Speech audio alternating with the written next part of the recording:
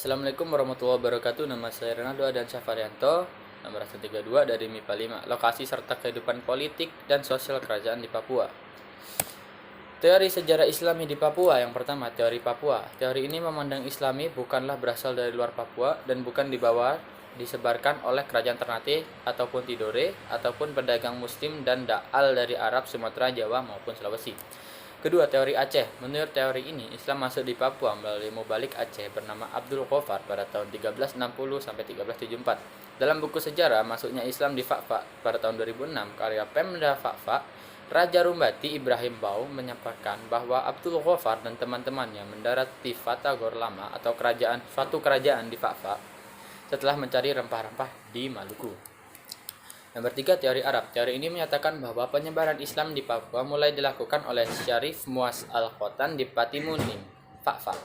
Syarif Muaz merupakan seorang sufi dari Yaman yang mempunyai gelar Syekh Jubah Biru. Syekh Muaz menyebarkan Islam di Papua pada pertengahan abad 16 Masehi. Keempat, teori Ternate dan Tidore. Teori ini menyatakan bahwa Islami dari Papua berasal dari kerajaan Ternate dan Tidore.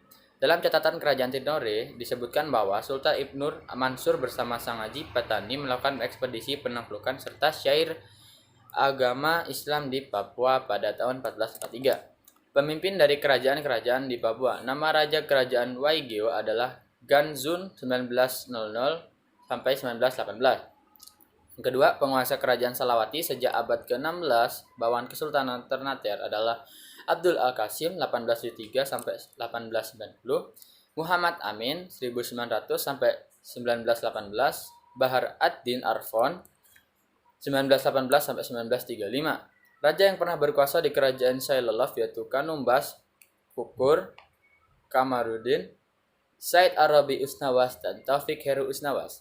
4. Penguasa kerajaan di Linta atau Misol sejak abad ke-16 bawahan kerajaan Bacan yaitu Abdul Al-Majid 1872 sampai 1904. Yang kedua Jamal ad-Din 1904 sampai 1945. Kehidupan kerajaan di Papua. Kehidupan politik kerajaan Papua lebih tertuju kepada kerajaannya yang ada di Papua.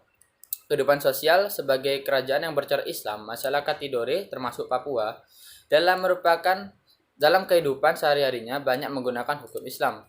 Hal itu dapat dilihat pada saat Sultan Nuku dari Tidore dengan De Mesquita dari Portugis melakukan perdamaian dengan mengangkat sumpah di bawah kitab suci Al-Quran.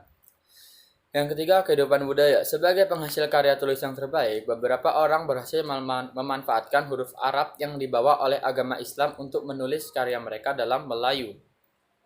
Keempat, kehidupan ekonominya. Masyarakat di kerajaan Papua, Kepulauan Raja Ampat, umumnya bekerja sebagai nelayan tradisional. Perdagangan dan pelayaran mengalami perkembangan yang pesat sehingga pada abad ke-15 telah menjadi kerajaan penting di Papua. Kerajaan-kerajaan Islam di Papua mengalami keruntuhan. Ya, penyebabnya runtuh kerajaan Islam di Papua itu karena terjadinya pertentangan di antara keluarga, kerajaan atau bangsawan, kekurangnya pemimpin dan yang berwibawa dan masuknya kekuasaan baru seperti bangsa-bangsa barat yang membawa agama Nasrani ke Indonesia. Dan keadaan sosial politik kerajaan di Papua itu, bangsa Portugis masuk, Portugis langsung memihak dan membantu Papua karena Portugis mengira Papua lebih kuat. Begitu pula bangsa Spanyol yang memihak Tidore. Akhirnya terjadilah peperangan antara dua bangsa kulit untuk menyelesaikan paus turun tangan dan menciptakan perjanjian Saragossa. Sehingga mulai banyak penduduk yang mulai beragama Nasrani dan merayakan hari besar umat Nasrani sampai sekarang. Terima kasih. Mohon maaf jika ada salah kata dan salah kaprah. Wassalamualaikum warahmatullahi wabarakatuh.